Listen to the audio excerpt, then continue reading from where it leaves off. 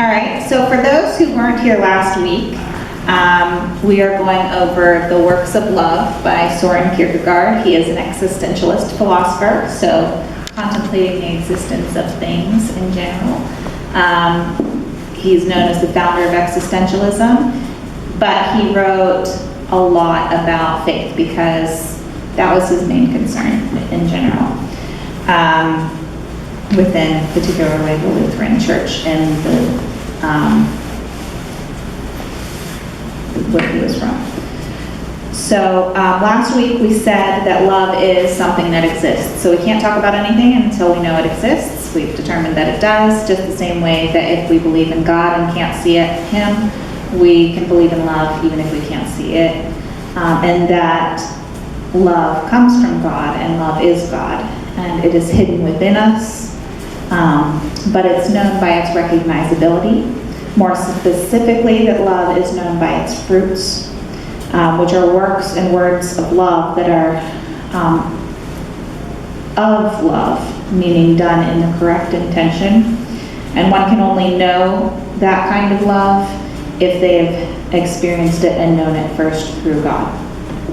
So that's what the first part of this was about. So we're on to part 2 of his first half of the Works of Love discourse, which we will be covering. So the second part of this half is broken into 3 categories.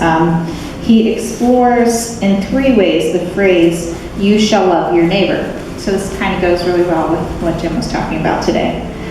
So let's take apart that phrase in the same way that he does. First, we'll look at the word shall. So this is a command. Kierkegaard proffers that only Christianity and only Christian love is commanded. All other forms of love are choice, but Christian love is a command. It's a duty, and he compares that to what he calls the pagan loves, which are experience forms of loves. A worldly love, like Eros, a form of love, is not commanded. It's preferential. It's based off of what we prefer in a relationship or in a partnership. It's generally one person that we're loving towards, not everybody.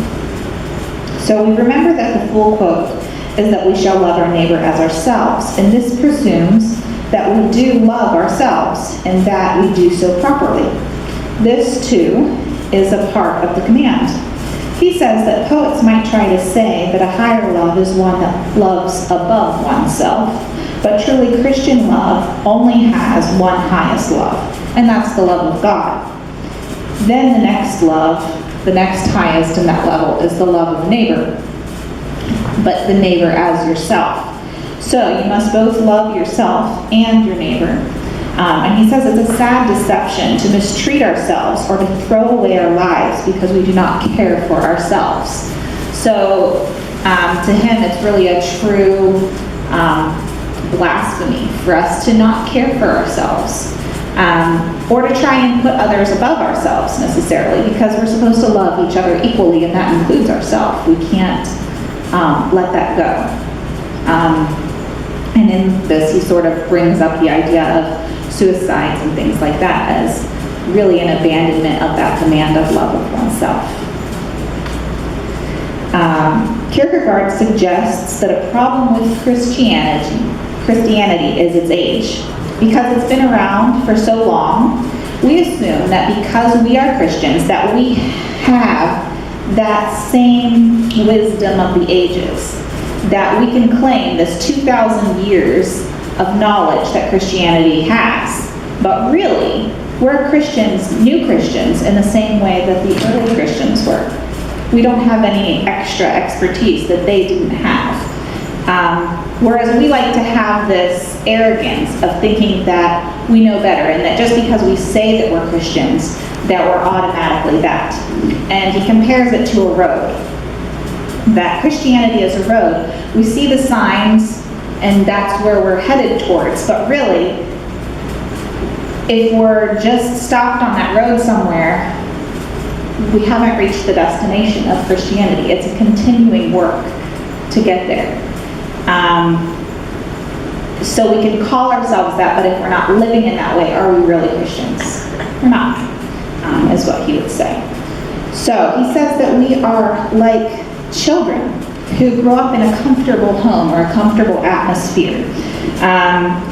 Oftentimes, someone in that situation might prefer things like delicacies or higher class foods, candies, cakes. That is what they aim towards instead of the vegetables or the fruits or the things that you really need to subsist on in life. But he says that's how we treat love, is we like this earthly love.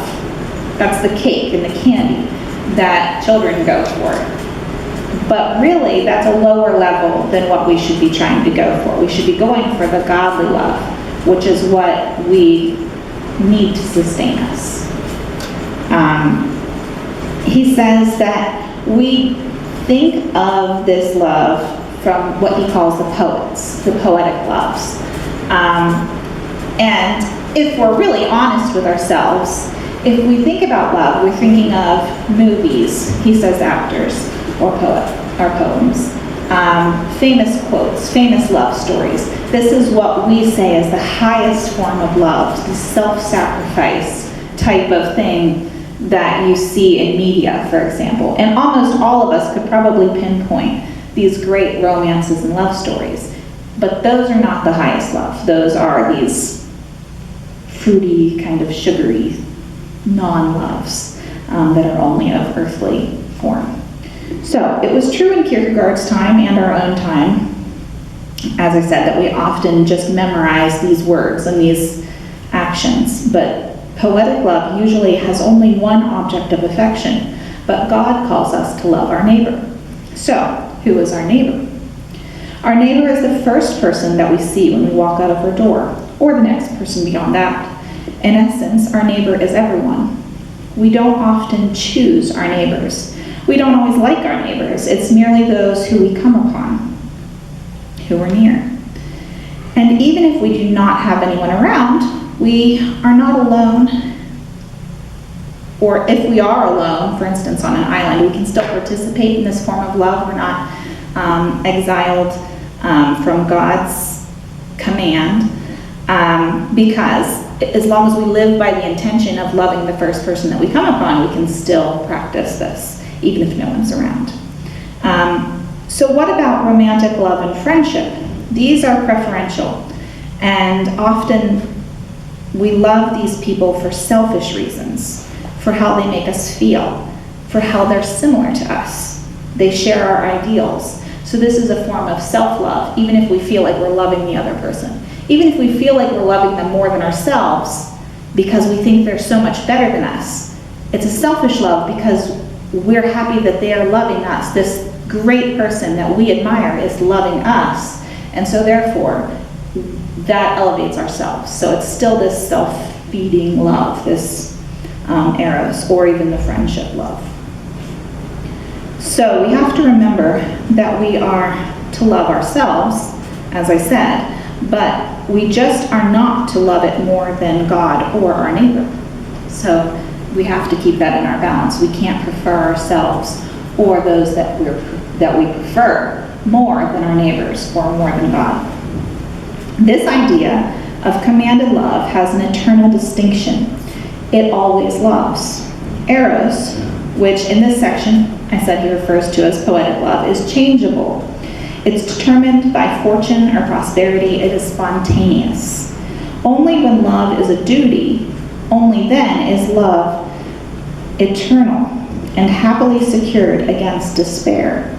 Eros is rooted in despair, on the other hand. It's a disrelationship with one's inmost being. Despair can happen to someone in misfortune or in fortune.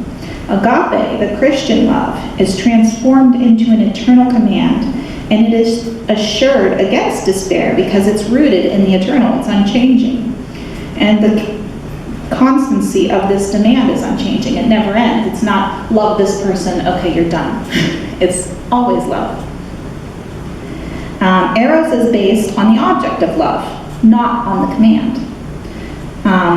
Objects of affection are changeable. Good fortune and prosperity can hide despair, but misfortune and difficulties just make despair that was already there, known, he says. We are already in despair even if temporarily we are already in despair even if temporarily our fortune hides it. So those good feelings are just covering up what's not there if we aren't truly loving in a godly way. We're still disconnected, and that's what he says is true despair, is not following God's command and not feeling God's love and knowing God's love. We are only sure of the eternal. If we are sure of the eternal, we cannot lose love, because love is eternal. And we temporarily feel loss if we lose someone in that love. If we've loved our neighbor and we lose our neighbor, it doesn't truly matter because it's a temporary loss, because that love is rooted in the eternal. We'll see them again in the next life. There is this comfort that this short, frail life that we live in now is only temporary. And so that loss is momentary. Whereas if the love is just that moment and that passion, that's fleeting, that's not eternal, and it's not going to last beyond. So the next subject of this phrase that we look at, you shall love your neighbor, Kierkegaard says, is in fact Christian love. It is in fact Christian love, which discovers and knows that one's neighbor exists, that it is one and the same thing. Everyone is one's neighbor. If it were not a duty to love, then there would be no concept of a neighbor at all. But only when one loves his neighbor, only then is the selfishness of preferential love rooted out and the equality of the eternal preserved. Now, there is an argument within Christianity as to if, for instance, erotic love and friendship is to be displaced by Christian love. One of the reasons Kierkegaard ended up not going into the ministry was that it would have required him to marry where he was. Since he had lost the love of his life and she had married someone else, which I sort of described last week, he refused to marry someone, and so therefore he couldn't become a minister because he would have been unwed. And this just was incongruent with what he thought love should be, so he chose not to go that route. Obviously, we know about Catholicism, where priests don't marry because those types of love are considered incompatible to the devotion of God. He claims that ministers often emulate poets as they preside over marriages and espouse a preferential Eros type of love rather than promoting godly love and the loving of one's neighbor. It's this idea of becoming one with your partner, that's really a selfish love and not the true love of neighbor.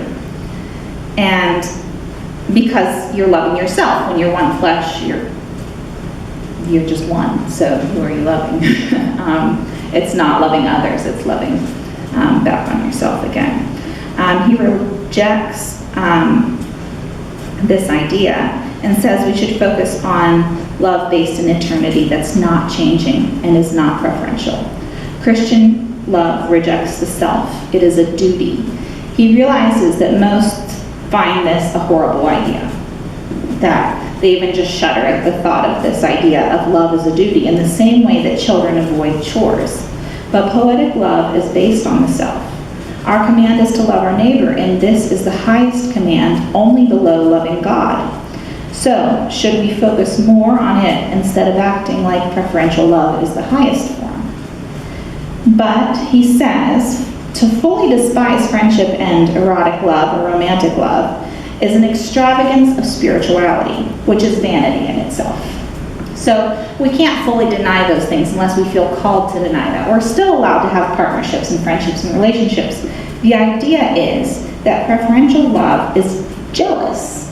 Even in the best relationship, we often, a husband or a wife, might feel some sort of way if they gave up their duties to their wife or husband and then went and helped the neighbor.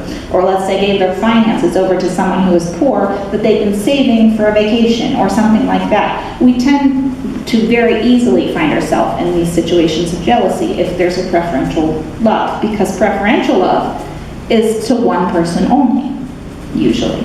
And so how can you love everyone if you're devoted to that one person in a higher way? So, in essence, you may have those things as long as it doesn't get in the way of the neighborly love. Because neighborly love is the second most important love below God. So, since everyone is our neighbor, we must love without distinction. We should not love one more than another, because God loves without distinction. We cannot just love those like us, or those who have earned it based on our opinion. It is everyone. This means that we must love our enemies. And he said that for this reason, that we have Christianity to thank for the end of slavery. For though he was certain that our tendency, our selfish tendencies, would actually bring back that preferential treatment and take us back into corruption. But that's where that Christianity's desire to help and love neighbor and love equally is the only way we could have ever gotten the idea of no slavery and a lot of the thoughts that we go towards in modernism. In fact, we should aim at equity. This does not necessarily mean that we make everyone's circumstances the same. Though many try, it's always found to be impossible. Rather, we should love with equity. Help those in circumstances where we find them, but without bias of any kind.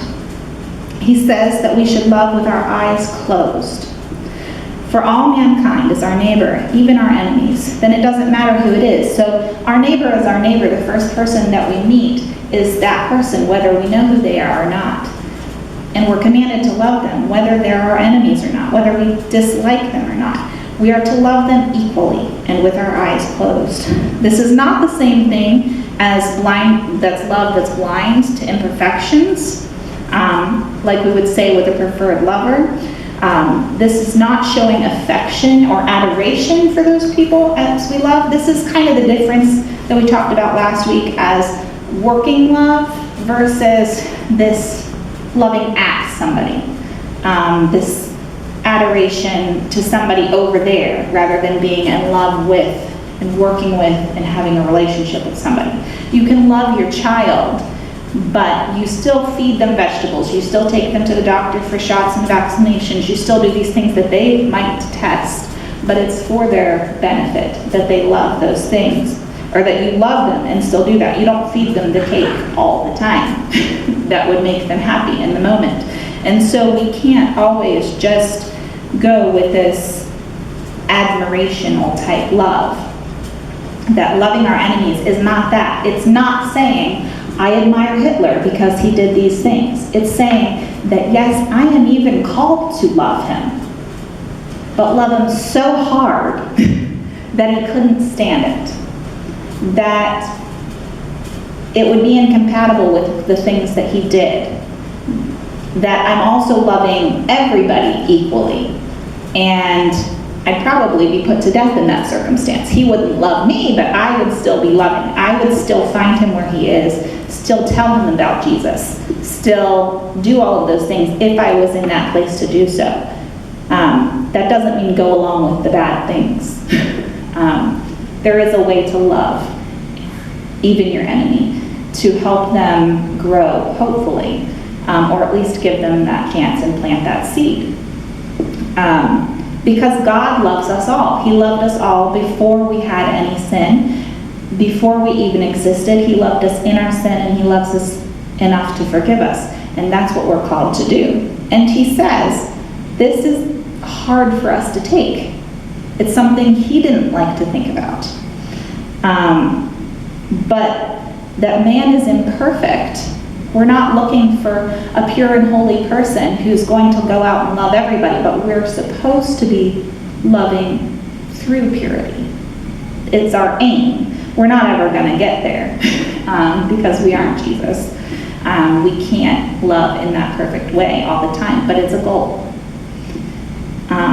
So finally, in this section, he discusses the parable of the feast in Luke 14:12-13. That Jesus tells us that if a man gives a dinner, he should not invite friends, brothers, kinsmen, or rich neighbors from whom he might be repaid, but have a feast and invite the poor, the maimed, the lame, and the blind.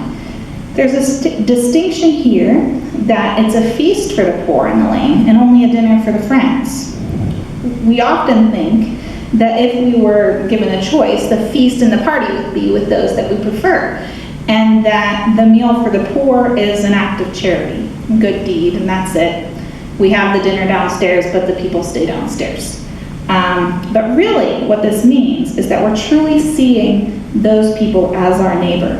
Then, of course, throw a feast with all the love and all the festivities. And why would we bother invite those who have the preferred love, the kinsmen, the brothers? They wouldn't accept that invitation anyway, because that's a jealous love. They would feel the jealousy of not being preferred in that situation and wouldn't bother coming with such lowly classes, is what Kierkegaard suggests. Not necessarily shunning those that we have close relationships with, but really treating everybody equitably with that invitation to dine. It goes back to love being a command, he says. That it's difficult for himself and that it's something that we aspire to, but maturity is marked by dedication to the eternal and the understanding that this scripture, you shall love, the you is to be understood as I. That it's not necessarily to us that Kierkegaard is speaking, but that he's actually speaking to himself, that the eternal says, you shall. So we should take this as well and really look within ourselves and see if we are loving in an eternal way, in a way that's not based on our own preferences. And I think if we really sit down and think about it, it's difficult for any of us to say that. Even when we think that we're loving our neighbor and doing charity, are we doing charity because we love them? Are we loving them as if they are ourselves? Or are we just doing it to make ourselves feel better? Or because that's selfish? Or are we doing it because God commands us to do it? Or is there some internal selfish reason that changes based on who it is? And can we truly say that we can love our neighbor deeply, just as we would love a child who does something wrong, but we still love them? We still find ways to work around those misdeeds that they've done and find forgiveness. So that's what part 2 is about. It's full 90 pages almost, put into a small little bit. It's a lot, and it's sort of complex going through this you shall and who's our neighbor and what's preferred love and what's not. But does anyone have any questions regarding that? Yeah. Have you come across any of the definitions of love yet in his reading? He's not going to give you a straight definition. That astounds me. The whole book is the definition. The thing is, I don't think we know what we're talking about when we say love. Yeah. And I think that's why we get infatuations and sexual attraction. It's not the same thing as love. Yeah. I don't think it's the same thing at all. No. It's something different. And what he's doing is the book is defining love by saying what it's not and what it is, or what its characteristics are. It's kind of scientifically looking at an object and listing off all the things that it is and it isn't, because it's so complex you can't just say, well, love is this. Because the minute you say that, someone's going to try and do that, and they're going to do it in the wrong way, and it's not going to be love anymore. It's going to be selfish love. And we try and do that. We try and say love is charity, love is giving, love is kind, and love is all these things. But you can be kind and not be a Christian. You can give charity and not be a Christian. So what's the difference? The difference is God. So God is love. That's basically what he's trying to say. Can you define God? It's hard. I mean, you can, but you can't. If you were to go through all of the descriptions of what God is. And we can't know the true love, the true Christian love, until we know those aspects of God. Yes. But you have to love or like yourself. Yeah. And God has to help you do that. Yes. So I think that's where it starts. It has to start with self and your relationship with God. Yeah, it does. And that's kind of what he says with the whole love your neighbor as yourself. It's not just love your neighbor, it is love your neighbor as yourself. And we are in sort of an era, I feel like, where people don't love themselves or they love themselves too much. It's kind of one or the other. But really, it has to be a healthy love. He talks a lot about loving yourself in the right way. So, are you loving and I'll go back to food and exercise and things like taking care of a child or taking care of yourself. Are you loving yourself if all you do is dine at the fanciest restaurants, eat cake and all that other stuff? Or are you loving yourself more if you take the effort and the time to exercise and eat right and all of those other things? Or are you loving yourself if you're in this passionate relationship that's kind of burning hot but not giving back either way? Or are you loving yourself if you're allowing yourself to be in a healthy relationship where you're both focused on equitable love of God and of everyone else? And so it all kind of goes back to the same thing. And you can't know that until you've experienced God's love, because that's where we feel our worth. I remember in high school reading a thing about college students trying to go out and find themselves. It was this big existential crisis of all students want to go out and find themselves, and psychologically what was this doing to everybody. And I just remember thinking, I don't need to go find myself. I know who I am. I know God made me to be something. And my purpose is what God made my purpose to be. Why am I going to search out all of these things? If I just follow what he tells me to do, then I have my purpose. I don't need to go searching all these other places. It's given to me. But I don't think that we realize that, because we want to push against that duty. We don't want to do what God calls us to do. We want to do what's selfish and feels good in the moment. Can I see the book, the Sure. Facebook title? Work of Love. Works of love. And it is complicated to read, obviously. I mean, I'm boiling it down, and it's complicated for me to say. But he goes at these phrases from so many different angles, and just changes certain words each time, sort of, to make you understand the differences between, okay, we love our neighbors as ourselves. No, we love our neighbors as ourselves. Okay, well, what's ourselves? Well, what's love? You have to go through each and every word, and that's part of existentialism. Is you really have to, you can't make a definition, because every word changes the meaning of it. I think about some of these theological naval gazers. One of them would be like Bonhoeffer, who did talk a lot about love and trying to figure out what it is and what it isn't. But at the end, he was executed because he was in a plot to kill Hitler, because he felt that the most loving, the right thing for the good of all was to get rid of this jerk. Now, I think it just muddies the water up a lot. Because I like my sermon today. I just think there's nuance to this. There's ethics. Mm-hmm. The way I define love is wanting and seeking the best for either myself or for others. But then you have to define best. Right, and that's where ethics and where good self-care and appropriateness comes in, and sometimes you can't figure it all out. Right. You gotta help others. But I think, so when we do that, you can want the best for someone. I want the best for Vladimir Putin. I still think he's a complete you-know-what.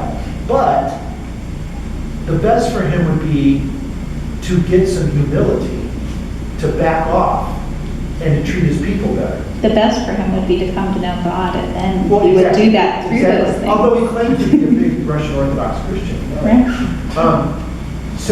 But I can still want that for him and still say he's a horrible, terrible, demonic person. Yeah, and I think one of the worst things that we do sometimes is, one of the worst things that we can do is when we have a grudge against somebody, we can say, well, I'm not going to tell them about this.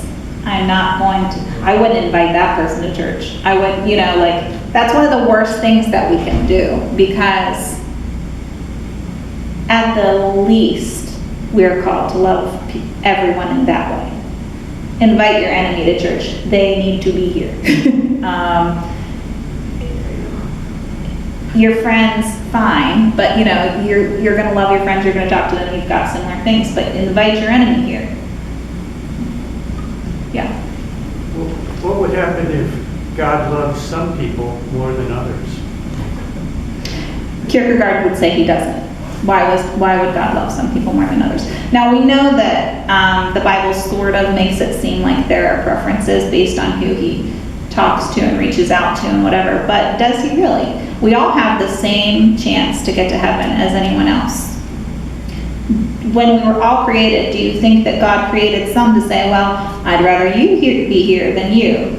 I think if we would say that God has preferences towards us, it's based on how we interact with others and how he knows we will respond to his words that he gives us.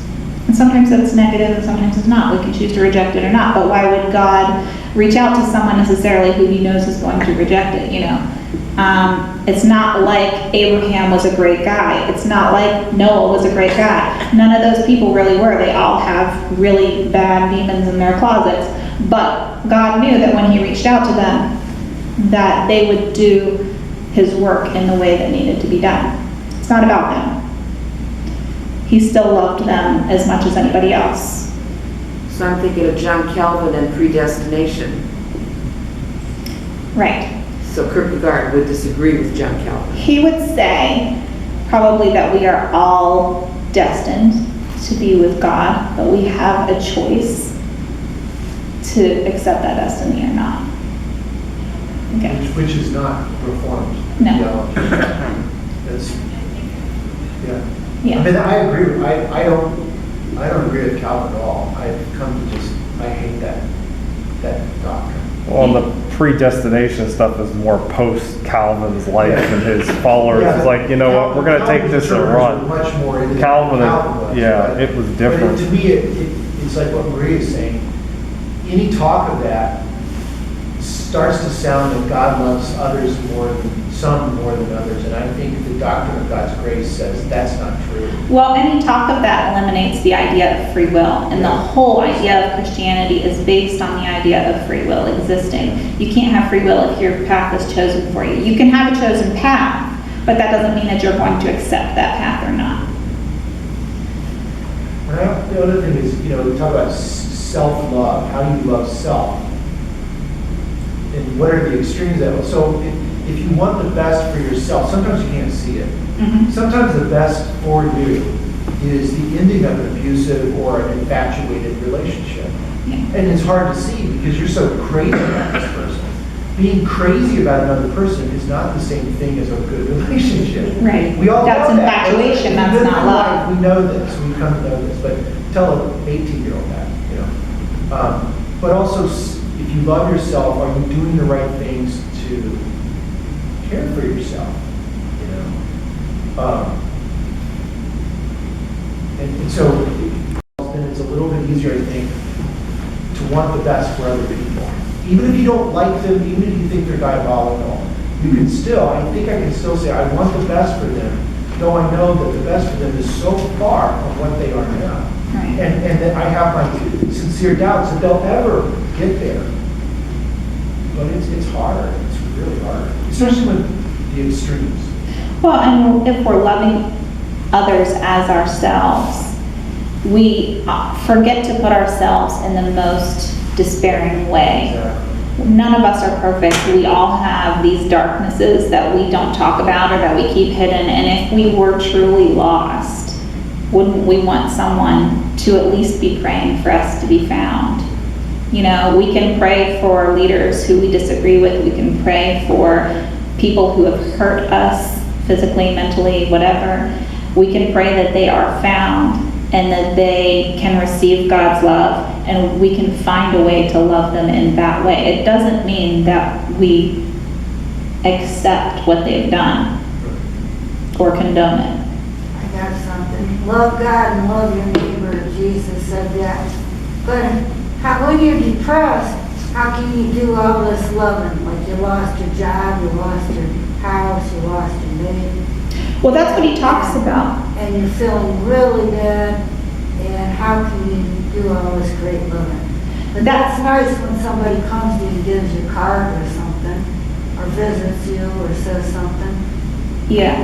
And Kierkegaard actually talks about that specifically, of that's what you're feeling there. That despair is based on self-love and earthly love, because that's fleeting. Your emotions were changeable and based on your fortune, on the person that you were with and whatever.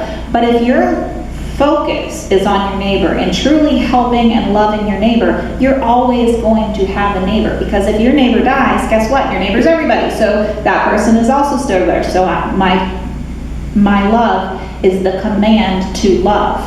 It's not who I'm loving. It's not the job I'm loving. It's not any of those things that are fleeting and temporary. If we are truly grounded in God's love, then we will continue to love and we will continue to feel that even in that moment. That doesn't mean we don't feel a momentary loss or depression, but we know that that's temporary and that our focus is on others and on the eternal. Don't you think that, you talk about kids that can't find themselves? I mean, I think it's so simple, it's ridiculous. Love God above everything, with your mind, with your body, with your skills, and love your neighbor as you love. That's what we're supposed to be doing here. And that plays out in 1,000 different ways. But that's essentially what we're supposed to be doing. It's not that hard. It's hard to do, but it's not that hard to figure out. Yeah, the end of this section, he says, even a child can understand this. A child has been given this command and they know that this is what they're supposed to be doing. It's us who complicate it, and we complicate it for selfish reasons because of this earthly bit, this dark side that we allow ourselves to have and to continue in. It's us being obstinate children who are just not listening to the loving Father, we're just not loving ourselves the way He would love us, and we're not loving others the way that He would love us. I find this very discouraging, doing anything good, because there's all this analysis that you have to go through why you're doing good. Just do it. Yeah, just do it. Fling it out. Well, yeah. I mean, just do it. It's kind of a fake it till you make it a little bit. I mean, definitely still do the good, even if it's for a selfish reason. But I think the idea is to kind of, you do need to focus on yourself or on your intentions and really say, am I a Christian because I love God? Do I come here, am I doing things because I love God and God wants me to do that? Or am I coming here, am I just going through the motions? He says that one of the worst things that you can do in love is have habit. And this is one of the biggest criticisms he had against churches too, was like this litany of things that we do to kind of worship. But if you think about it, if you're in a relationship, it grows really stale and old if you're doing the same thing over and over and over again for the same reason. Your emotions, your attention has to be there. It's a continual work. You have to be paying attention. And we are in a relationship with God. And so if our work that we're doing is one-sided and selfish, we're not having that relationship. Are we truly Christians if we're not in relation with God? And it is kind of discouraging, but it also is hopeful because every day we can reevaluate that, because that's what it is. We're on that road. The sign is there saying we're in Christianity, we're headed there, but it's a long drive, and you can stop, turn around, or keep going, but it's a process that you still keep going through. What else? All right. Well, we will go through, as hard as it is to imagine, parts 3 and 4 of the first part next week, which is a lot. It's about duty. So hopefully we'll see you again next week, and let me know if you have any questions.